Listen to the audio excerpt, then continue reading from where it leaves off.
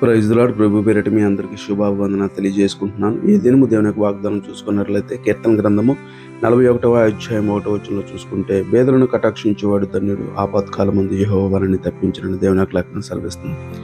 బేదలను కటాక్షించేవాడు అంటే జాలి చూపించేవాడు, దయ చూపించేవాడు, కృప చూపించేవాడు, వారికి ఏదైనా చెయ్యాలి అనుకునేవాడు కటాక్షించేవాడు. అది అందులో బేదల, అనాథల, వృద్ధుల, విధవరాండ్రుల అనేది కాదు. కానీ అన్ని కుటుంబంలో అందరూ ఉన్నప్పటికీ కూడా మరి బయటికి వెళ్ళి పని చేసుకునేటువంటి ఎంతోమంది వికలాంగులు, ఇలాంటి వాళ్ళు జబ్బు చేసే వాళ్ళు చాలామంది ఉన్నారు.